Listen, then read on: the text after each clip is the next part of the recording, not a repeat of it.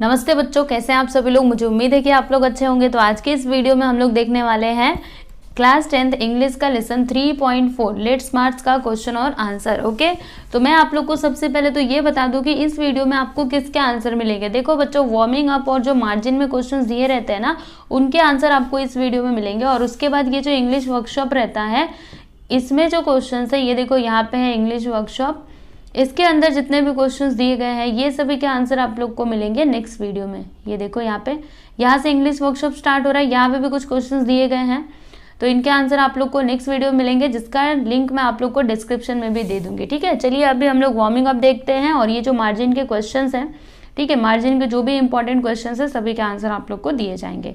Okay, so let's start.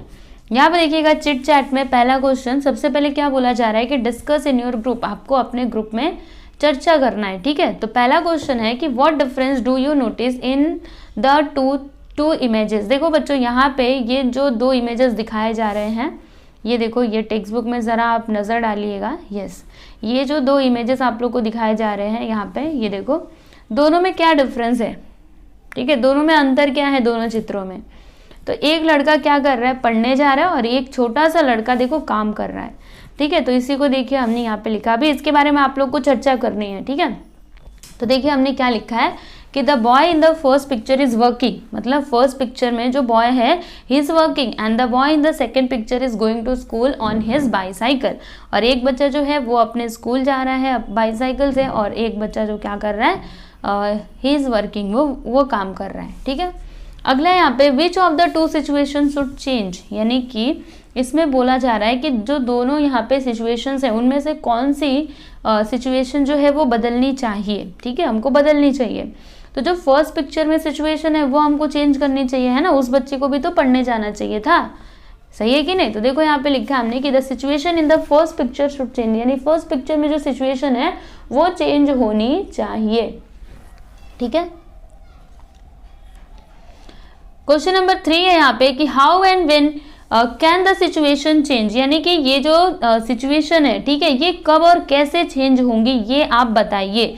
तो इसका answer देख सकते हो बच्चों, यहाँ पे देखो मैंने लिखा है the boy in the first picture should be sent to school, somebody should convince his parents that it is not his right age to work, he should go to school at this age, the situation can change. ठीक है, मतलब कोई तो उसके papa mummy को समझाए कि इसे आप क्या करो, स्कूल भेजो, है ना, ये अभी इसके काम करने का सही समय नहीं है, काम करेगा ना जब बड़ा हो जाएगा तो।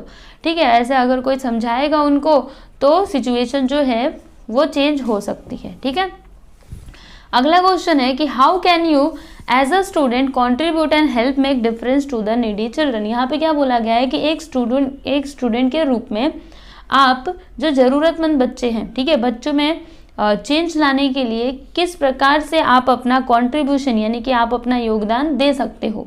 ठीक है, मतलब आप क्या करोगे। ओके, क्या कर सकते हो। तो देखो इसका आंसर मैंने लिखा है कि as a student I will help the needy children to go to school and take education, if possible I will try to give them monetary help to take education, I will also convince their parents to understand the importance of education, यानी कि as a student I will help them I'll help the needy children to go to school and take education, यानी जो ज़रूरतमंद बच्चे हैं उनको मैं school जाने में हेल्प करूँगा एंड मतलब उनको पढ़ाई करने में। ठीक है, अगर पॉसिबल होगा तो मॉनेटरी हेल्प भी हम उनको दे सकते हैं, है ना, आर्थिक सहायता भी दे सकते हैं। एंड उनके जो पेरेंट्स हैं उनको भी हम कन्विंस कर सकते हैं, उनको बता सकते हैं कि जो शिक्षा है वो कितना ज़रूरी है, education is very important, right. तो एजुकेशन का जो इम्पोर्टेंस है वो हम उनको बता सकते हैं। ठीक है, तो ये तो सब ए का था। देखो बच्चों, ए में था, ये ए में था, एक मिनट, यहाँ पे देखिएगा, यहाँ पे जी देखिए, यहाँ पे हमने ये सारे क्वेश्चन के आंसर देख लिए। फिर यहाँ पे नेक्स्ट क्या है कि अ वेल ऑर्गेनाइज्ड, इसमें पहला का ए है, a well organised speech contains the following characteristics and steps. देखो बच्चों, यहाँ पे ज़्यादा कुछ आपको लिखना नहीं है, इसमें कुछ लिखना नहीं है, बस इसको समझना है। जो वेल ऑर्गेनाइज्ड स्पीच होता है, ठीक है, वो क्या क्या कंटेन करता है, उसके फीचर्स क्या क्या है और स्टेप्स क्या क्या है। तो यहाँ पे देखो लिखा हुआ है the speech should be well plan, है ना, वेल प्लान होना चाहिए। The language use should be suitable to the audience, और जो भी लैंग्वेज आप यूज कर रहे हो दैट इज वो सुटेबल होना चाहिए ना ऑडियंस के लिए, नहीं तो सारे यहाँ पे हिंदी समझने वाले लोग बैठे, चलो आप गए गांव में कहीं पे भाषण देने के लिए, गांव के सभी लोग बैठे हैं, तो अभी जाके वहाँ पे आप इंग्लिश में बोलोगे तो कोई फ़र्क नहीं पड़ेगा ना, क्योंकि उन लोगों को कोई बात समझ में ही नहीं आएगी। ठीक है, तो आपका जो लैंग्वेज है वो सुटेबल होना चाहिए to the audience. It should have the right duration, और टाइमिंग भी उसका सही होना चाहिए। It should be supported with good examples, good examples, अच्छे अच्छे उसमें एग्जाम्पल्स होने चाहिए। कुछ आप बात बता रहे हो तो उसको एग्जाम्पल के जरिए बताओ। Episodes, visual aids where possible, ठीक है, जहाँ पे पॉसिबल हो आपको ये सारी चीज़ें करनी चाहिए। तो यहाँ पे स्पीच के बारे में बताया गया था। ठीक है, अब उसके बाद इसी में का बी है, क्या बोला जा रहा है,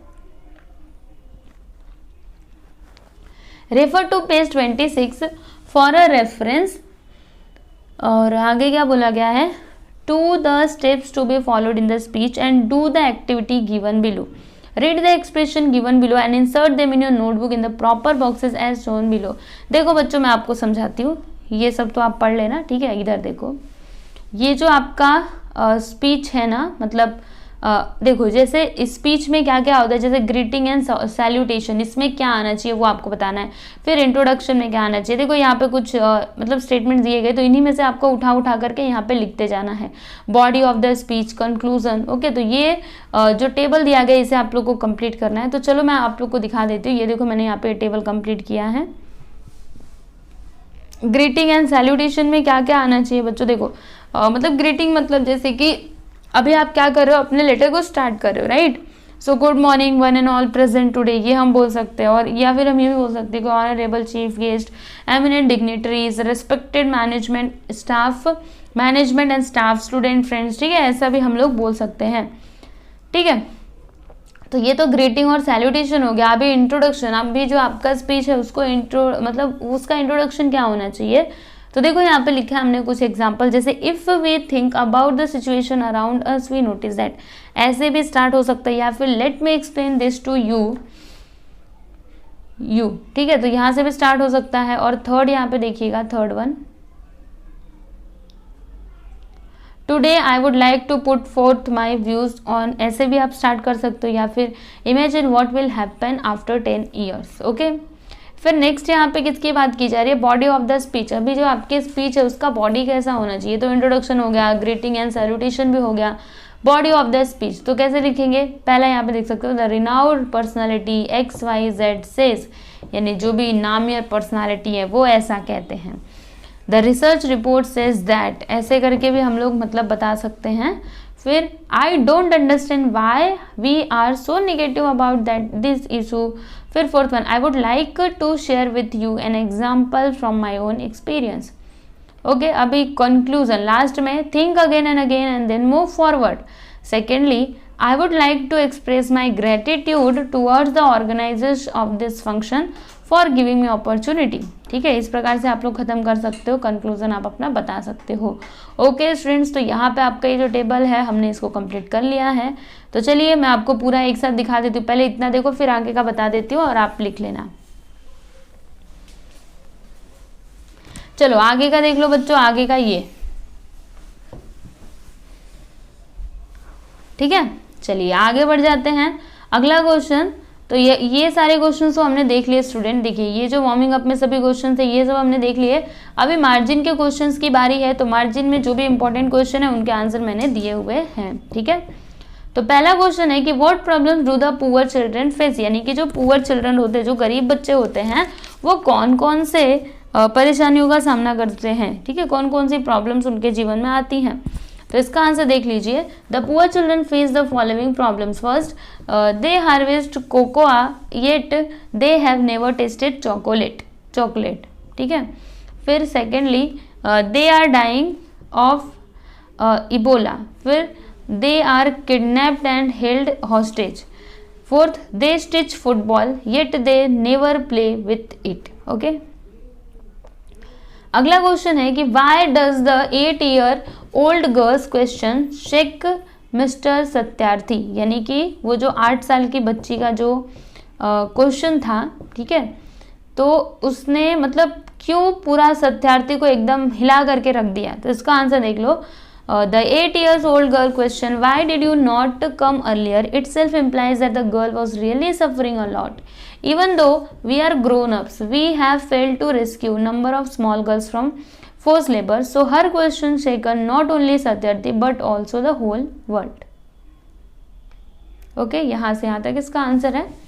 आगे बढ़ जाते हैं। नेक्स्ट क्वेश्चन है थर्ड वन कि what was the response of the boy's father, what was Satyarthi's reaction to it, यानी कि वो जो लड़का था उसके पिताजी का रिस्पॉन्स कैसा था, मतलब क्या दिया था उन्होंने, and what was Satyarthi's reaction, और फिर सत्यार्थी का रिएक्शन क्या हुआ, मतलब उन्होंने कुछ बोला होगा ना, तो उसके बदले में उन्होंने क्या बोला। तो इसका आंसर देख लीजिए यहाँ पे।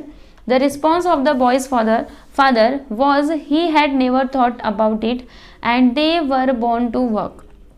His answer made Satyarthi angry and it still makes him angry. Next question है what is your vision of tomorrow, मतलब कल के लिए आपका विजन क्या है, ठीक है, क्या सपने हैं आपके। तो इसका आंसर देख लो बच्चों। ये जो है ना, इसका आंसर अगर आप चाहो तो खुद से भी लिख सकते हो, बिकॉज ये एक ओपन एंडेड क्वेश्चन है ना।